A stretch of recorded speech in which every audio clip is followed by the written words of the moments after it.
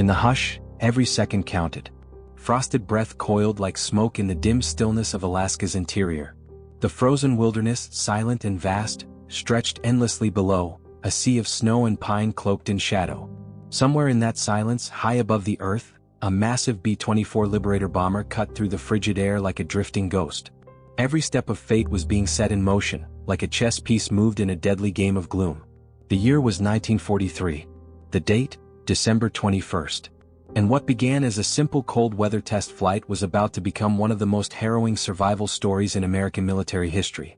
Lieutenant Leon Crane, just 24 years old, sat at the controls of the bomber, his hands gripped tightly as the aircraft began to act erratically. An engineer from Philadelphia with the United States Army Air Corps, Crane was no stranger to pressure.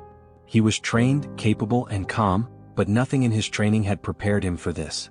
At 25,000 feet, over a region where the average winter temperature plunged to 40 degrees below zero, the aircraft began to descend into chaos. Something was going very wrong. The mission had started like any other. It was meant to be routine, a standard cold weather test flight, launched from Ladd Field near Fairbanks. The purpose was to assess how the aircraft would perform in the brutal Arctic environment.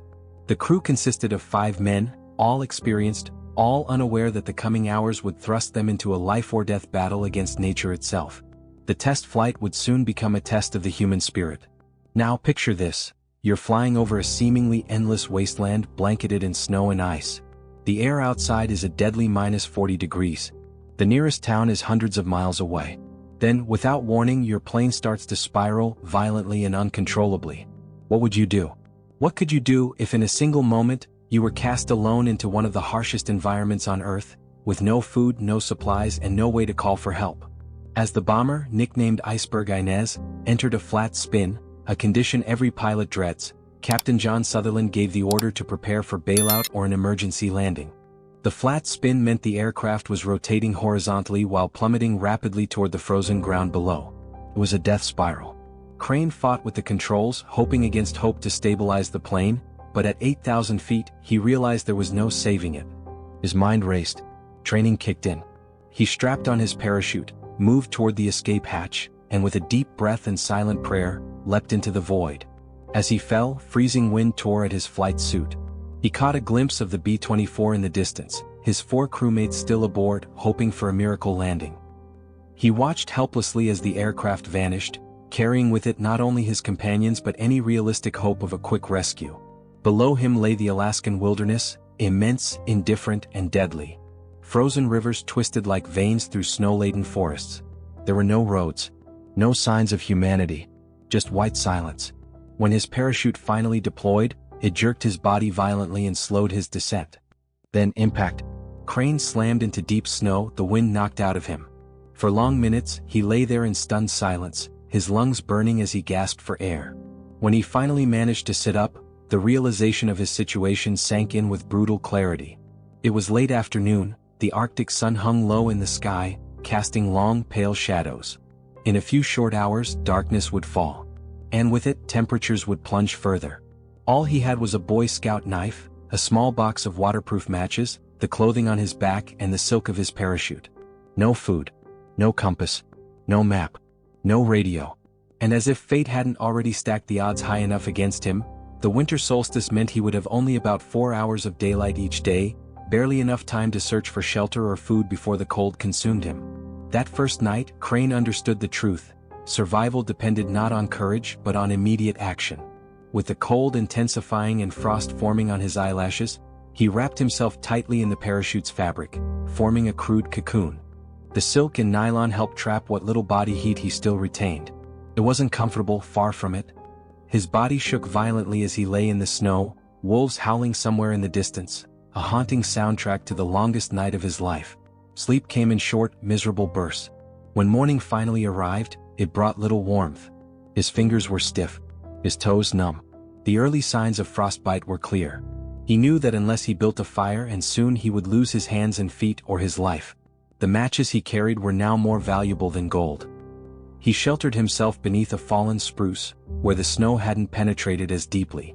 Digging with stiff hands, he searched for dry bark and twigs, knowing that even a slight breeze could extinguish his precious flame. His first 3 matches failed. The wind took them. Desperation clawed at his mind.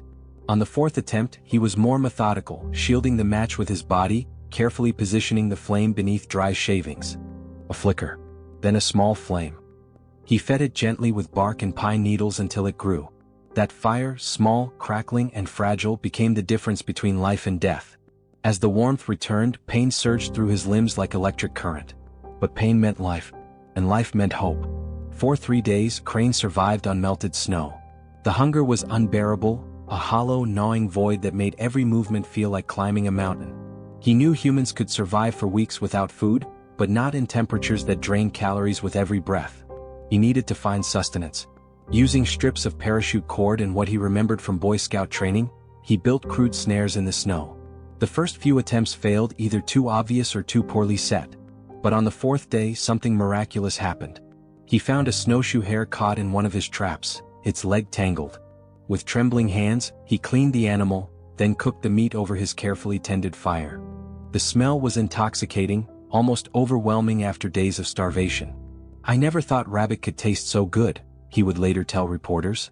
That one small animal, barely enough to feed a man for a day, rekindled not just his body, but his will to keep going. He was no longer just surviving, he was adapting. Every hour brought a new challenge.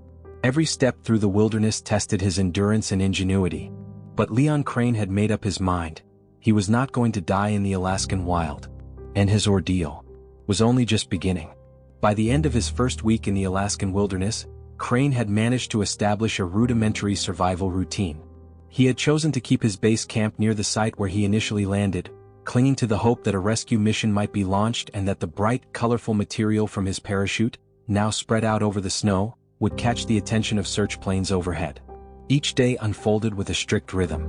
He gathered firewood to keep the cold at bay, checked his handmade traps for any signs of small game, melted snow to stay hydrated, and created smoke signals during the daylight hours, always watching the sky with fading optimism. But as time dragged on and the horizon remained empty of any aircraft or signs of rescue, a hard, painful truth began to set in. No one was coming. The sheer scale of the Alaskan wilderness, its endless white expanse, meant that even if a search was underway, the odds of finding one lone man in such a vast and merciless terrain were almost non-existent. Faced with this sobering realization, Crane was forced to make a critical decision, perhaps the most difficult of his entire ordeal. He would have to leave behind the safety and familiarity of his original camp. It was time to move. From a nearby ridge, he had previously spotted a frozen river cutting through the snow-covered landscape. Reasoning that rivers often led to settlements, he made the bold choice to follow it, hoping it would eventually bring him closer to civilization. What he didn't know was that this particular waterway would not offer salvation easily. Instead, it would lead him on a punishing journey stretching over 150 miles through some of the most remote and unforgiving terrain on Earth. Each morning became a test of endurance. He began his day by rekindling a fire using embers carefully preserved from the night before, then melted snow for drinking water, packed up what few belongings he still had, a knife, a few remaining matches, and fragments of parachute fabric which he had crafted into crude snowshoes and a makeshift backpack. The walking was agonizing. The deep snow made every step feel like lifting leaden weights. He had to raise his legs high, then plunge down again into the frozen ground, hour after hour, day after day. Each movement required calculation. Every calorie counted. With no certainty of food ahead, energy had to be conserved at all costs. By the 20th day, the physical toll was impossible to ignore. He had shed nearly 30 pounds. His body, once strong and fit for military service, had withered under the strain. His uniform hung loosely on his thinning frame, and his exposed face was cracked and raw from relentless exposure to wind and ice. A rough beard had sprouted, offering minimal protection against the cold, but also accumulating frost from each breath he exhaled. And yet, the physical suffering was only part of the challenge. Isolation brought with it a creeping psychological torment. Humans are inherently social creatures, and Crane was utterly alone. At first, he managed to maintain a sense of discipline, talking to himself only to review survival procedures or plan his next moves. But as the days stretched into weeks with no sign of another human voice, the silence began to bend his mind. He started speaking aloud, not just to himself, but eventually to the animals he spotted and later to the mountains and trees themselves. In his desperate need for connection, he began assigning names to landmarks, inventing an entire narrative around his journey. It wasn't just survival anymore, it had become a strange form of storytelling, a lifeline for his sanity. "The mind plays tricks on you in that kind of solitude," he later wrote. "You start to see patterns where none exist. You assign meaning to randomness.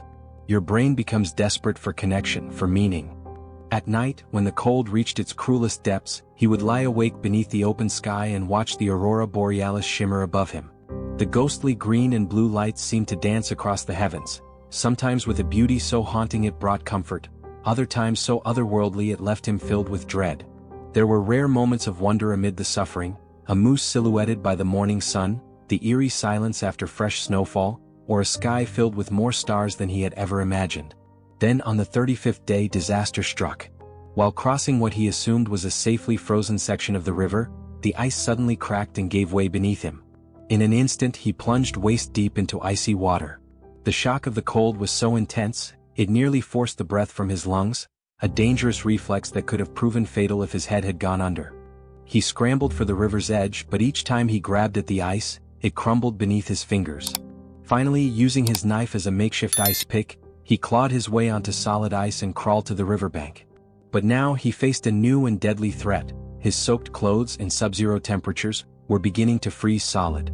Within minutes, his pants had turned stiff as boards. Hypothermia was no longer a distant threat, it was closing in fast. In desperation, Crane built the largest fire he could. He stripped off his frozen clothes and huddled, nearly naked, beside the flames. There he sat, staring at his only pair of pants as they steamed near the fire, knowing full well that if the flames died out before the fabric dried, he would be dead within minutes. Later he would recall that moment with chilling clarity. "I've never been so scared," he admitted. "Facing the enemy in combat was nothing compared to sitting there watching my pants steam, knowing my life depended on that fire holding out just a little longer." As days became weeks and weeks turned into months, Crane's body slowly adapted to its brutal environment. His movements became more precise, his instincts sharper. He learned to trap more efficiently and began to supplement his diet with occasional catches of small game. He discovered which woods burned longer and hotter, how to dig through snow to find dry kindling, and how to read the skies for weather changes. On the bitterest nights, he slept in short shifts 2 hours at a time, rising often to rebuild his fire before the cold could steal his life away. His beard had grown long, offering natural insulation against the cold. His fat reserves were gone, and now his body had begun consuming muscle to survive. By day 50, Crane had been walking, wandering, and enduring the unimaginable for nearly 2 months. And still no rescue had come. As the bitter wind howled through the barren Alaskan wilderness, Leon Crane trudged forward, each step a battle against exhaustion and the biting cold. His flight jacket, now stiff with frost, offered little protection as the days blurred into a haze of white silence and gnawing hunger. For weeks, he had wandered alone through a landscape that seemed determined to consume him. His mind teetered on the edge of despair, yet something primal within him urged him onward. Then one morning, as the sun cast pale light across the snow-covered forest, Crane noticed something unusual. Among the natural chaos of trees and underbrush, he saw straight lines, unnatural lines. His breath caught. Could only mean one thing: human construction. Emerging from the forest like a mirage in a desert stood a small, weather-beaten structure, a log cabin, aged and seemingly abandoned. Crane stood frozen in disbelief. Was this a trick of the mind, a cruel hallucination born of desperation and starvation? For several minutes he simply stared at it, afraid that if he moved, it might vanish. But it didn't. It was real. Slowly he approached the cabin, heart pounding. The log walls were cracked and faded from years of exposure to the elements. Snow had piled up along the sides, and the door creaked as he pushed it open. Inside, dust blanketed everything and cobwebs hung like curtains from the ceiling beams. Yet to Crane it was a palace. Within that tiny, forgotten shelter, he found what he needed most: hope. A rusty wood stove stood in the corner, and beside it, a small tin of matches. Shelves held scattered remnants of someone else's past life, a can of lard, a few tins of food, a dull hunting knife. In a corner, leaning against the wall, was a .22 rifle with a box of ammunition. To someone else it might have seemed like junk. To Crane it was salvation. Overwhelmed, he sank to his knees and wept. It was the first time since the crash that the tears came freely, not from pain, but from the sheer, soul-deep relief of realizing he might actually survive. In the days that followed, Crane transformed the cabin into a base of survival. He rationed the canned food carefully, savoring every bite as if it were a banquet. With the rifle he was finally able to hunt small game. Rabbits, squirrels, and birds provided desperately needed protein. He used the lard to cook and maintain body heat, and he patched his worn clothing with strips of hide from the animals he killed. Most crucially, the stove allowed him to stay warm through the frigid nights, where temperatures often plummeted to 40 below zero. He remained there for 2 weeks, regaining his strength. Each day he allowed his body to heal, his mind to clear, and his spirit to recover from the edge of collapse. One afternoon, while searching through drawers, he discovered a faded map, difficult to decipher but still legible in places. It offered a rough idea of the region, the upper reaches of the Yukon Territory, hundreds of miles from any known settlement. But the map also showed something else: trading posts and hunting outposts marked along rivers that flowed southeast. It wasn't much, but it gave him a goal, a direction. With the limited resources in the cabin, Crane began to prepare for the next phase of his journey. He fashioned crude snowshoes from willow branches and strips of rawhide made from rabbit skins, allowing him to move more efficiently over deep snow. From scavenged wood and rope, he constructed a makeshift sled, enabling him to carry supplies instead of bearing them on his back. Though he now had shelter, warmth, and tools, the journey ahead would still be brutal. He knew it. Day after day, Crane moved through the frozen landscape, following the river, always southward. He developed a simple mantra to keep himself going: move, rest, survive, repeat. It was this rhythm, this mental discipline, that kept him from succumbing to hopelessness. His body weakened further, his muscles wasting away, his hair falling out in patches from malnutrition. Blizzards occasionally pinned him down for days, forcing him to dig snow pits or build crude lean-tos for temporary shelter. Yet through it all he pressed on. By day 70, he had walked more than 150 miles through some of the harshest terrain on Earth: steep ravines, dense forests, frozen rivers. He was down to skin and bone, yet something stronger than physical endurance kept him upright. Then on day 84 the miracle happened. As he rounded a bend in the river, Crane spotted something that made his heart race: fresh tracks in the snow. Human tracks. Not old but recent. He followed them with everything he had left. He could barely feel his limbs, his mind was fogged by exhaustion, but the idea of human contact, of rescue, fueled his final reserves. Just over the next ridge, he told himself. Just one more bend. Then finally he saw it, a thin line of smoke curling into the sky. A camp. Drawing closer, he saw several figures moving around fires: hunters. They were a group of Athabaskan trappers who had established a winter camp along what he would later learn was the Charlie River. Crane approached cautiously, stumbling and shouting through cracked lips. The trappers were startled at first. He must have looked like a ghost, skeletal, bearded, wearing a patchwork of military fabric and animal skins. But they recognized his condition immediately. Without hesitation, they brought him in, fed him, warmed him, and tended to his frostbitten hands and feet. After nearly 3 months alone, Crane was finally among people again. He later said he couldn't stop crying. The trappers cared for him for several days until he regained enough strength to travel. Then they transported him by dog sled to a nearby trading post, where arrangements were made to fly him to Fairbanks. When he arrived at the military hospital, doctors were stunned by his condition. He had dropped from 180 to 115 pounds. His feet were blackened with frostbite. His skin hung loosely on his frame. Yet incredibly, he had survived. His story spread quickly, earning him the nickname the Miracle Man of the Yukon. Military survival experts interviewed him in detail, using the lessons of his ordeal to develop more effective cold-weather survival training. Much of what today's aircrews know about Arctic survival stems from what Leon Crane lived through. Yet, despite the attention, he remained humble. After his recovery, he returned to active duty, even flying again. When asked why, he shrugged and said, "Lightning doesn't strike twice." Leon Crane's story teaches more than survival skills. It teaches us about the untapped power of human resilience. He proved that even in the harshest environment, even when stripped of comfort, warmth, and hope, the human spirit can endure. He once told a historian, "The moment you decide you're going to die, you do. I just never made that decision." After the war, Crane returned to civilian life in Philadelphia. He became an engineer, married, and raised a family. Despite many offers for book deals and public appearances, he rarely spoke of those 84 days. When he did, it was always with modesty. He never considered himself a hero, just a man who refused to give up. Today, the wreckage of his B-24 bomber, nicknamed Iceberg Inez, still lies deep in the Yukon wilderness, a silent memorial to those who didn't make it out. In 1991, a National Park Service team discovered the site and documented remnants of the crash, including a wristwatch frozen at the exact moment of impact.